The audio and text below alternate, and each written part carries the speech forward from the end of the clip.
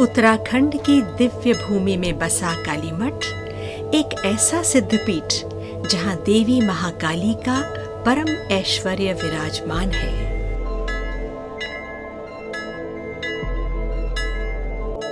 समुद्र तल से 1463 मीटर की ऊंचाई पर केदार शिखर और चौखंबा की गोद में मंदाकिनी घाटी में स्थित यह स्थान अनादिकाल से शक्ति उपासकों की आस्था का केंद्र रहा है।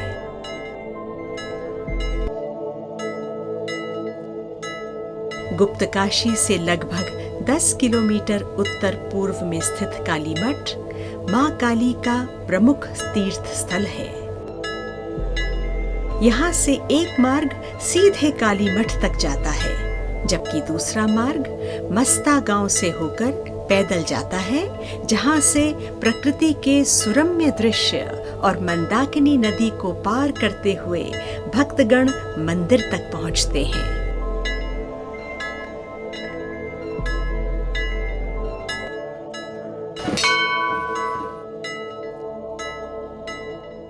या देवी सर्वभूतेषु शक्ति रूपेण संस्थिता नमस्तस्ते नमस्तस्ते नमस्तस्ते नमो नमो। दर्शकों, आज मैं आपको लेकर चलूंगी वहाँ जो धरा का सबसे शक्तिशाली मंदिर है। वो धरती जहाँ माँ काली ने रौद्र अवतार लिया था, वो धरा जहाँ पर रक्त बीज का संहार हुआ था। आदि शक्ति की शक्ति का केंद्र काली मठ मंदिर। इस मंदिर में आपको माँ काली के साथ महालक्ष्मी और माँ सरस्वती के भी एक साथ दर्शन होंगे।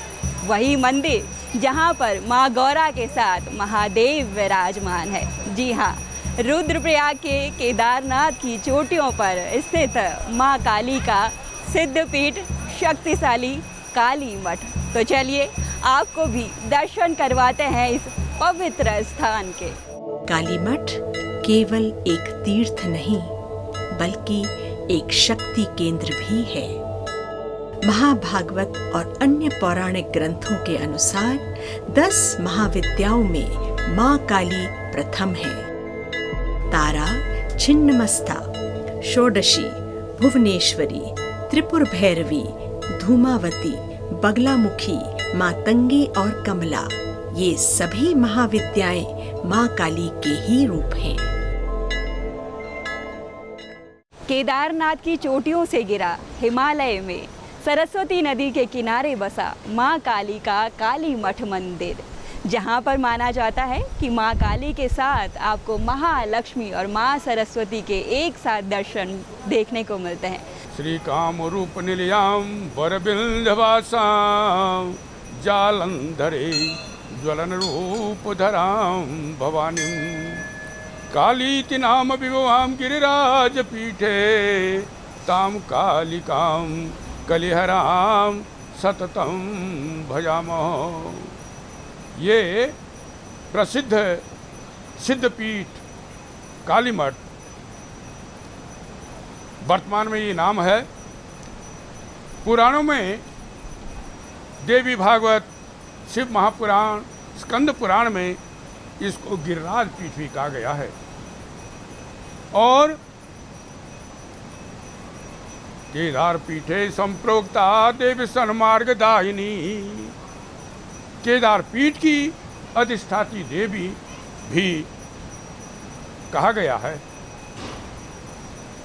जैसे पूर्व में कामाख्या भगवती का प्रसिद्ध सिद्धपीठ है, पश्चिम में ज्वाला माँ का प्रसिद्ध सिद्धपीठ है और दक्षिण में विंध्यवासिनी माँ का सिद्धपीठ है, वैसे ही उत्तर दिशा में ये गिरिराज पीठ कालीमठ सिद्धपीठ है।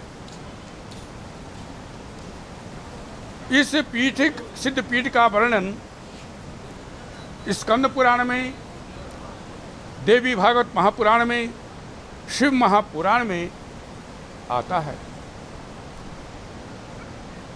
केदार मंडले दिव्ये मंदाकिन्यां परे तटे सरस्वत्या तटे सौमे काली तीर्थमिति स्मृतौ। ये जो सिद्धपीठ है, इसके पश्चिम भाग में मंदाकिनी नदी बहती है और सरस्वती नदी के तट पर ये सिद्धपीठ विराजमान है। कहते हैं यह वही स्थान है जहाँ रक्त बीज नामक महादैत्य का अंत हुआ था। जब देवी के प्रहारों से रक्त बीज की रक्त की हर बूंद से नया रक्त बीज जन्म लेने लगा, तब माँ काली ने अपने मुख से समस्त रक्त को सोख लिया और अंततः इस दैत्य का नाश कर दिया। इस महायुद्ध के बाद देवी यहीं समाधिस्थ हो गई और तभी से यह स्थल काली मठ के रूप में प्रसिद्ध हो गया। इस स्थान पर जब देवता दैत्यों से बड़े पीड़ित थे, रक्त बीज से बड़े पीड़ित थे, तो देवताओं ने दुखित होकर के शत्रु संहार के लिए माँ काली का ध्यान किया और जब उन्होंने भगवती की सुंदर स्तुति की तो भगवती महाकाली रूप में चंडाटहास करणीं करि चरम वस्त्रां भीमा महाधनुज वै रविका महेशं कंकाल जाल विलसल ग्रहभूषितांगुं निर्मुंड माल विलसल हृदयं भजामि। जिह्वा को लपटाती हुई, अट्टहास करती हुई भयंकर रूप में भगवती काली यहाँ पर प्रकट हो गई और कहा, हे देवताओं, तुमने मेरी इस स्थान पर सुंदर स्तुति की है, मैं तुम्हारे ऊपर प्रसन्न हूँ, मैं तुम्हारे कार्य को सिद्ध करूँगी। आज से यह स्थान सिद्ध पीठ हो गया है क्योंकि मैंने तुम्हें सिद्धि दे दी है, मैं रक्तबीज दैत्य का वध करूँगी। लेकिन इस स्थान पर आज से जो भी मेरा स्तवन करेंगे, मेरा पूजन करेंगे, पितरों के निमित्त तर्पण करेंगे, दान देंगे, मैं उनकी मनोकामना को पूर्ण करूँगी। अस्मिन् स्थाने ये करिष्यन्ति पूजां स्नानं ध्यानं बन्धनं तर्पणं च तेषां यद्यद् मानसे देवतं सा ते सर्वे में ते लवेयुः प्रसादात्। और आज से ये स्थान काली तीर्थ के नाम से प्रसिद्ध हो जाएगा। भगवती ने इस प्रकार कहा, अंतर्धान हो गई भगवती। कालांतर में भगवती जो है काली शिला यहाँ से लगभग 7 किलोमीटर की दूरी पर चढ़ाई पर जो है पूर्व दिशा की ओर, पूर्व में जो है भगवती का जो है काली शिला धाम है, वहाँ पर भगवती प्रकट हो गई। सिंह में विराजमान है, अष्टभुजा रूप में भगवती प्रकट हो गई, दैदीप्यमान रूप है। और फिर भगवती का जो है वहीं से काली रूप उत्पन्न हो जाता है और भगवती जो काली शिला से एक नदी निकलती है, उस नदी में भगवती स्नान करती हैं, रण युद्ध के लिए सज जाती हैं और भगवती का नाम रणमंडना नाम से विख्यात हो जाता है। फिर भगवती यहाँ पर आकर के रक्त बीज दैत्य का वध करती हैं और हिमाचल कृतस्या भगवती यहीं पर विराजमान हो जाती हैं। तो यहाँ पर भगवती शत्रु का संहार करते हैं, विजय देती, इसलिए भगवती यहाँ पर महाकाली रूप में विराजमान है। काली मठ में श्री महाकाली, श्री महालक्ष्मी और श्री महासरस्वती के 3 भव्य मंदिर हैं। इन मंदिरों का निर्माण उसी विधान से संपन्न है जैसा कि दुर्गा सप्तशती के वैकृति रहस्य में बताया गया है, अर्थात बीच में महालक्ष्मी, दक्षिण भाग में महाकाली और वाम भाग में महासरस्वती की पूजा होनी चाहिए। काली मठ में इन तीनों शक्तियों के मंदिरों में पूजा होती है।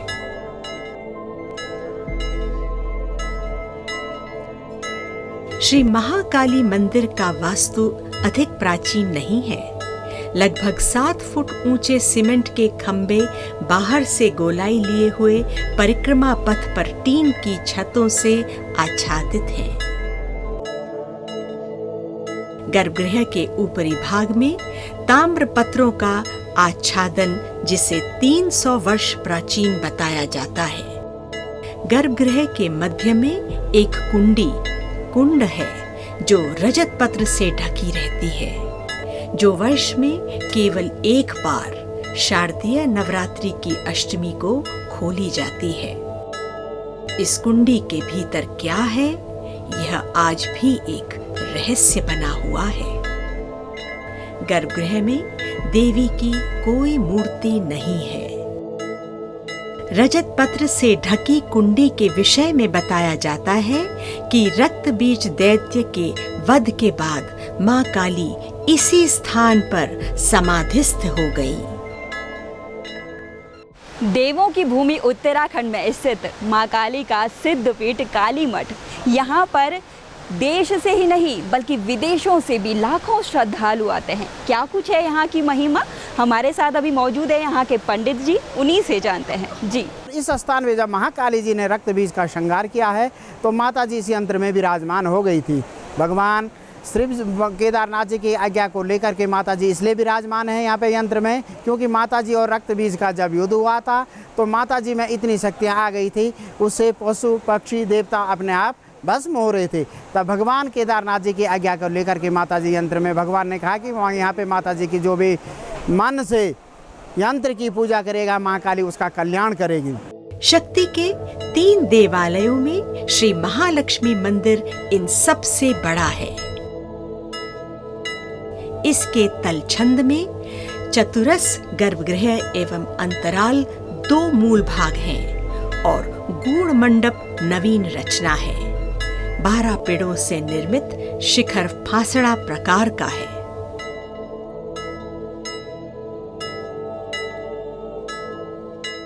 महालक्ष्मी जो भगवती का गर्भगृह, जिसमें भगवती महालक्ष्मी की जो है मूर्ति, सिंह वाहिनी और अनेक मुखाकृति भगवती की विराजित हैं, वो गर्भगृह है, जहाँ से भगवती का सुबह का अभिषेक,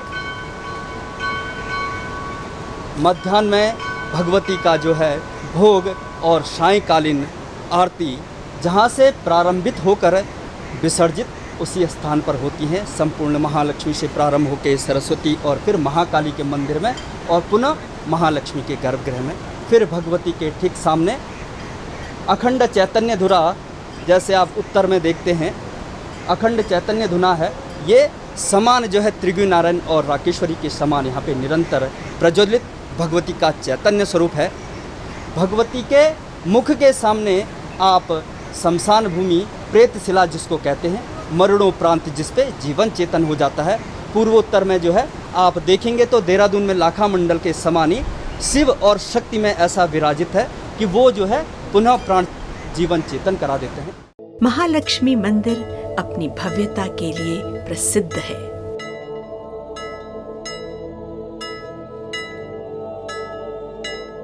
मध्य हिमालय क्षेत्र में इस प्रकार का मंदिर अन्यत्र नहीं पाया जाता। इस मंदिर में लक्ष्मी जी की अष्टधातु निर्मित चतुर्भुज प्रतिमा स्थापित है, जबकि महासरस्वती मंदिर में देवी की अष्टभुजी प्रतिमा विराजमान है।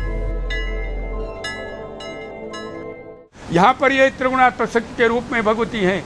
महाकाली, महालक्ष्मी, महासरस्वती, ऐश्वर्य, धन, संपदा, सद्बुद्धि को देने वाली भगवती महालक्ष्मी रूप में भगवती होती विराजमान हो जाती है। फिर भगवती यहाँ पर जो है विद्या की अधिष्ठात्री देवी सर माँ सरस्वती रूप में भगवती यहाँ पर विराजमान हो जाती है। मंदिर परिसर में केवल महाकाली ही नहीं बल्कि महालक्ष्मी, महासरस्वती, गौरी शंकर, भैरवनाथ और सिद्धेश्वर महादेव के मंदिर भी स्थित हैं।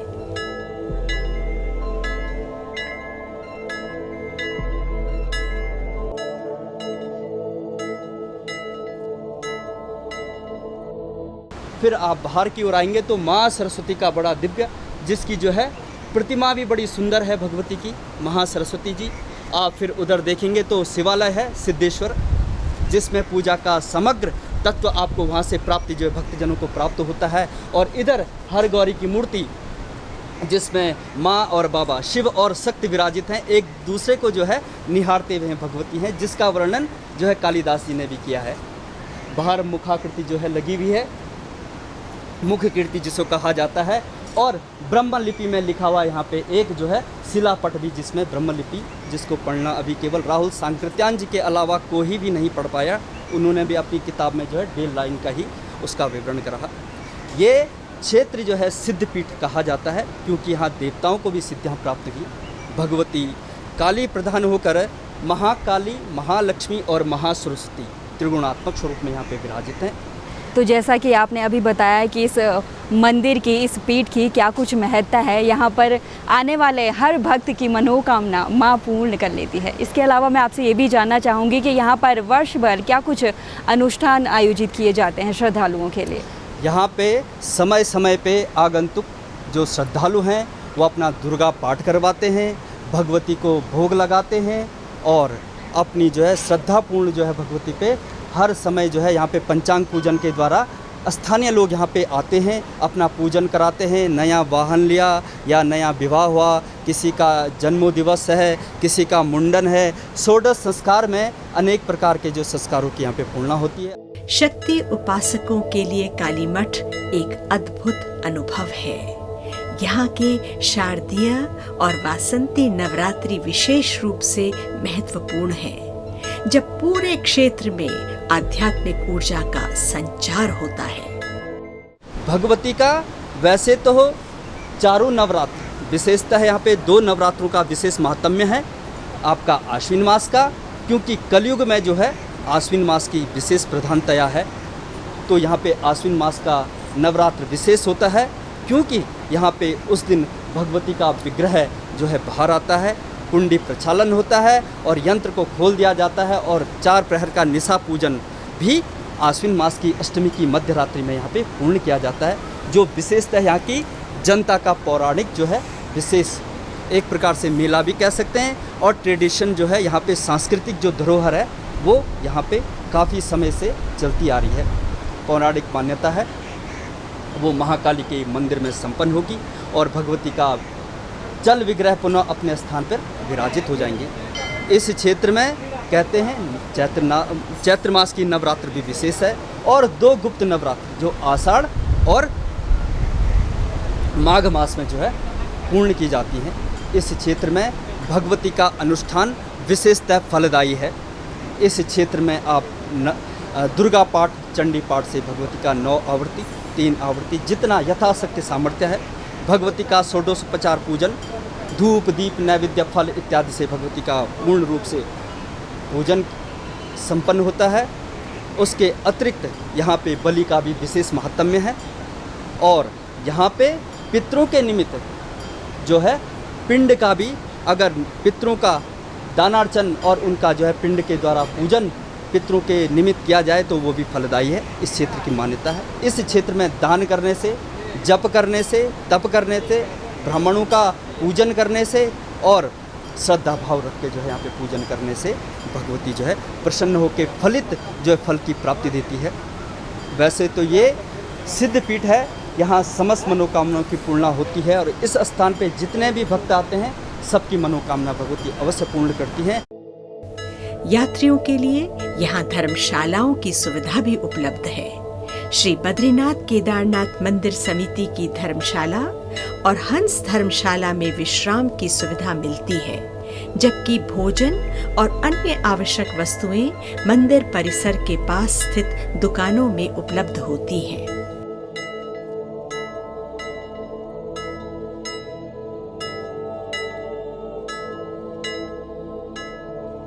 काली मठ में हमने अभी बहुत ही भव्य और बहुत ही अच्छा भी गेस्ट हाउस हम लोगों ने बनाया है दर्शनालुओं के लिए, और साथ ही दर्शन करने के साथ साथ वो बहुत ही नॉमिनल रेट्स पर इन गेस्ट हाउस का लुत्फ उठा सकते हैं। काली मठ मंदिर श्रद्धालुओं की आस्था का एक महत्वपूर्ण केंद्र है।